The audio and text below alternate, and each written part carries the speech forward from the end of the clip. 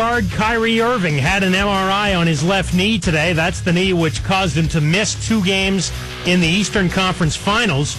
He hurt it again in overtime last night in Game 1 of the Finals. No update yet on his status for Game 2, which is Sunday night against the Warriors in Oakland. Our coverage starts at 7 Eastern here on ESPN Radio and at 7:30 Eastern on ABC. The suspension for Brewers lefty Will Smith is reduced from 8 games to 6 on appeal. Smith had a foreign substance on his arm during a game against the Braves 2 weeks ago. The suspension will start tonight. The 8-game suspension for Orioles lefty Brian Mattis, also for a foreign substance, is upheld. His suspension, the full 8 games, also starts tonight. At the French Open today in the men's semifinals, Stan Wawrinka beats Joe Willie Tsonga in 4 sets. The other semifinals suspended in the 4th set. Novak Djokovic leading Andy Murray 2 sets to 1-3, all in the 4th. David Lingmerth is the second-round leader right now at the Memorial. Custom Ink is the fun, easy way to design custom t-shirts for any occasion. Get started in the online design lab with hundreds of fonts and amazing artwork. You'll even get free shipping. Visit customink.com to order your custom t-shirts today. Your home for New York sports. 104.5 The Team presents Armen and Levack. Will Brown, head coach of the Albany men's basketball program, in studio with Armen and Levack till 4:30, and so far 3 no comments. So far, it's getting a little hot. What's the record? Or do I already have it? I gotta say, I mean, if we counted the non-answers, or the just answering whatever question I want, I think it's still Patsos by a little bit. Oh, okay. But your ability to actually just diffuse us and tell us no, and make us listen and stop is impressive. Coach McKillop of Davidson did that to us twice. I mean, it happens every now and then. Every once in a while. Got to keep you guys on your toes, right? Keep you thinking. Keep you searching for questions that I won't say no comment to. I got one for you. Okay. LeBron James, why is he the best player in the world? When you watch him, what goes through your mind? Wow. He's a skilled freight train. He's Magic Johnson, who's bigger, stronger, and more athletic. He can play 4 positions offensively, defend 4 positions defensively. I just think what he can do at that size and how gracefully he does it, and his willingness not to shoot the ball every time he touches it is what's so impressive. Now, I think he realizes for this Cavs team to have a chance, he's got to be more Michael Jordan and less Magic Johnson. And I think it's ridiculous to compare LeBron to Jordan. That's how everybody's talking about that now. Jordan's one of a kind, but they're different players. I mean, there's nothing like, I know Curry's the MVP, best team, best player on the best team, unbelievable player. LeBron's by far, it's not even close, he's the best player in the game. Wow. What is it about him? Is it his unselfishness that somehow everybody who plays with him gets better? Well, I think that's the thing. He helps take his teammates' games to another level. I mean, he really does. I mean, the Knicks wanted nothing to do with J.R. Smith for a variety of reasons. Now he's a big-time shot maker and, Amon Shumpert. I mean, the worst team in basketball got rid of these 2 guys. I mean, and now look at Mozgov. I mean, he's a dunk machine, all compliments of LeBron James. Tristan Thompson's going to get a max deal because of LeBron James. I mean, Matthew Dellavedova is in the league, I think, because of LeBron James. Otherwise, he'd be with Peter Hooley right now playing in the World University games. I just think... the worst team I think I've ever seen in the finals was the first team that LeBron took, with the Cavs. And I think this team now, with no Love and a banged-up Kyrie, is right there with them. So I think the Eastern Conference is weak. We all know that. But, LeBron just makes everybody better, and he makes you a smarter coach as well. On the other side of the court, so much talk about the current MVP in Steph Curry. Is he the best small player that we've ever seen in the NBA? Well, I don't even know if we want to call him a small player. I mean, I'm a huge Allen Iverson guy. I think Allen Iverson, one of the best to ever play because of what he did at his size. The thing with Steph Curry, though, is Steph Curry looks like a little boy.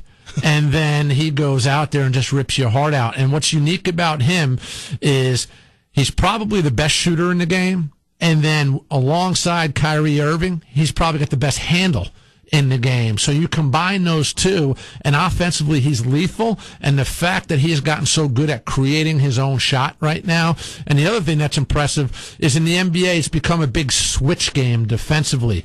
So in the pick and roll, there's a lot of switches now. So you've got big guys guarding Curry, and he gets that step back off over guys that are 6'10", 6'11", and I just think he's a guy that I would pay to watch play. LeBron's a guy that I would pay to watch play. I don't know how many guys there are out there that I would pay to watch play because you just don't know what they're going to do next. Yeah. I'm not going to pay to watch Kobe play because I know what he's going to do next. He's going to shoot. You know what I mean? Right. You know, and I hope Zach Bye's listening because, you know, Kobe Bryant, he's still got the Kobe Bryant pillow and sheets, I think, back at his house and the poster on the wall. But, you know, like I said, Curry and LeBron are just special. And I think you look at LeBron's physical makeup and you're like, wow. And you look at Curry's physical makeup and you say, wow, with a different meaning. Yeah, the baby face assassin. Yeah, it's unbelievable. But he's special. He's special. And you know what? There's a lot of people that doubted him when he was coming out of Davidson. And I think he's a guy, you know, he's the son of a former NBA player. And his dad was one of the best shooters during his era in the NBA. And he's a guy that's just continued to work on his game and evolve as a player. And he's special. Splash Brothers together, the best backcourt you've seen? No way. Of all time? Yeah. Mark Jackson's got to start talking about different things. You know, the best of all time. You know, I'll tell no, I'm just going to say no because now the game's not real. I mean, the game was real when I was growing up and you had the Bird, Parrish, McHale Celtics, and you had the Lakers, and throw in the Sixers with Dr. J and Moses, and how about the Cavs? Can barely, you know, get a 4 or a 5 seed with Brad Doherty and Mark Price, and then Dominique's teams. That's when the league was for real. You know, now it's like, you know, isn't there a college game on? Yeah, you know what I mean? Is that because of the physicality that's been taken out of the NBA? Oh, yeah, come on. Yeah. Isaiah Thomas went to the rim, and Karl Malone was salivating, waiting for him. I mean, I don't know if you watched the 30 for 30, the Bad Boys. Yes. Was it Robert Parrish that just turned and punched Lambeer in the face? And he didn't get thrown out of the game. Or it might have been McHale. One of them just turned and punched Lambeer in the face, and the game just kept going. I mean, not that you want to see that happen right now on national TV, but it's just a different game right now. I think if sometimes when LeBron, if you take a deep breath near him, it's a foul, and, you know, just a different era, a different game. But now during the regular season, I just watch the fourth quarter. In the playoffs, I'll watch the entire game. But, you know, I wouldn't call those two guys you know, the best ever. They got to play a few more years. They're probably the best right now in the NBA. I think it's simple to say that, but it depends what position you say LeBron is. Because I think a healthy Kyrie Irving, and if you want to call LeBron the point guard or the off guard on that night, I'm taking those two over the Splash Brothers. Yeah, wow. Will Brown, head coach of the U-Albany men's basketball program, in studio. I find it fascinating that you, being the hoops junkie that you are, don't even watch a complete regular season game. Because I know I don't. I find it interesting that's where the game is at with you as well. When you look at the future of the game, Adam Silver this week says that the league is not going to do anything to stop the hack-a-shack rule where you just foul a bunch, particularly at the end of the game. Should they do something to stop that in the NBA? Is that bad for the game? Ooh, that's a tough question. I'll tell you what's bad for TV. You and I have been back and forth on Twitter on this before. Yeah, it's bad for TV. I'll tell you that. So it's bad for the basketball fans. Man, you're making $15 million a year. Make a darn free throw. Right. How hard is it? I think Adam Silver's point's pretty good because it really impacts like 3 teams in the NBA. I mean, you know, DeAndre Jordan can't make a free throw. Dwight Howard and Josh Smith can't make free throws. They're on the same team. And Popovich doesn't care what anybody thinks, so he's going to keep fouling. What's the alternative, though? You know, anytime we don't like a rule, we want to change the rule, usually we make a change for the worse. You know, so my thing is, what are you going to do? Is it? I mean, what's the alternative? If you say we're getting rid of that, if you do that, you're going to be penalized. Is it going to be like a technical foul? You're going to get your shots, you get the ball back, or you can't. The problem I have is they're doing it blatantly in the backcourt. Right. I mean, the guy inbounds the ball and they run and they hug him. They don't hide it anymore. No, Right. I mean, and then what's the crowd doing? They're booing. Right. I mean, so... Yeah, at least act like you're trying to steal the ball. Yeah, I think if it was like 12, 13, 14 teams that it was happening to, but it just seems like it's 2 or 3 teams, and it just happened to be playoff teams. Those games are on TV. It's bad for TV. I think if Silva was really concerned about it, and the owners were concerned about it, change would happen, but it doesn't seem like Silva's too concerned about it. I think he's just talking about it because all of us are talking about it. Will Brown in studio with Armen and Levack, 104.5 The Team, your home for New York sports. Off-season notes, your guard Wheeler Baker transferred from the team. Any other transfer notes in or out for you guys newsworthy this offseason? No, nothing newsworthy for you guys. Obviously, we were disappointed, that Wheeler left, but we get it. He wanted to be closer to home. He's going to go to the University of North Dakota now, outside the University of Minnesota. That's the closest Division I school to his home. Missed his family, good solid kid. So, our guys are, we have 2 guys in summer school right now, because they need it. They're in our business program. Two real bright kids, Dallas Enema and Mike Rowley. But then the rest of our guys are coming in June 22nd. Looking forward to that. The NCAA now allows us 2 hours a week to actually work with our players on the court. They'll take a couple of classes. When this rule was passed a couple of years ago, I was excited. I was all for it. Now having experienced it for a couple of years, not sure how much I like it, anymore, because the kids don't get a break. So I try to, we won't do any team stuff this summer, like practice. We'll do all individual workouts, skill development stuff, a lot of stuff in the weight room, a lot less of Coach Brown's voice. Let my assistants do a lot of coaching with them, really focus on their individual games and for them to get ahead or at least stay on pace academically.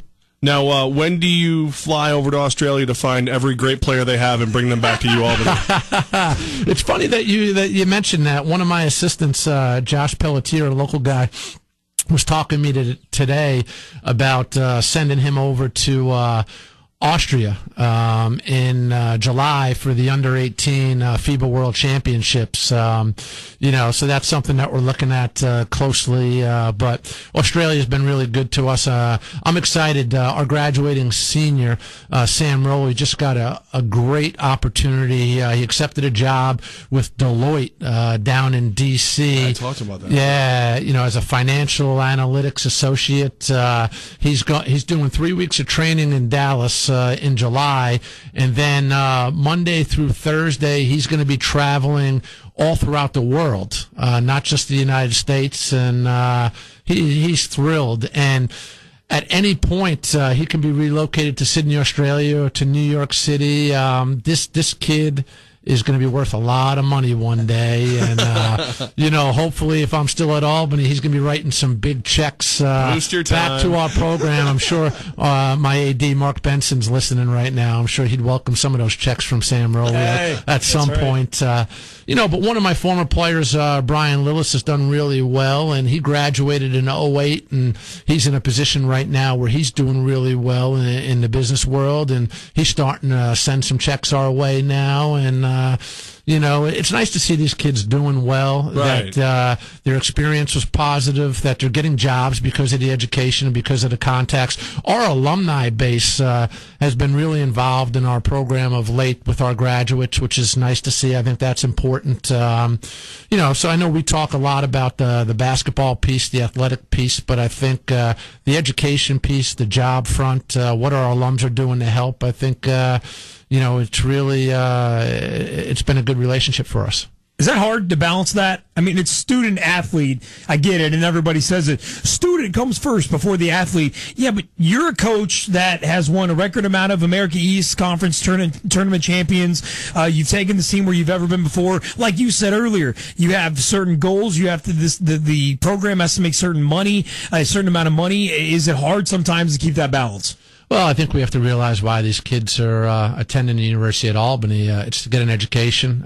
Use basketball as a resource to get a free education. So they're fortunate in that regard. With that being said, basketball at a Division I level, it's a full-time job. We have to find that balance. We really need to understand why our kids are there. The other thing is I want them to enjoy social life. College it's supposed to be a fun time, and I've got one rule. Yes, I've got one rule with my guys: be socially responsible. Don't do anything that's going to interfere with the academics or the basketball. And you just got to find time management's important. Find the balance. But we're not going to lose sight of the fact that they're there to get an education. And Sam Rowley is a prime example of that. Peter Hooley is as well. Guys achieving at a high level on the court, high level off the court, making the university proud. And that's what it's all about. Says a lot about their head coach as well. Will Brown, head coach of the UAlbany men's basketball program, in studio at UA Hoops WB on Twitter. Of course, Coach Brown, a Hoops junkie. And as you're watching the NBA Finals last night, Coach, I want to know, what the heck does David Blatt do?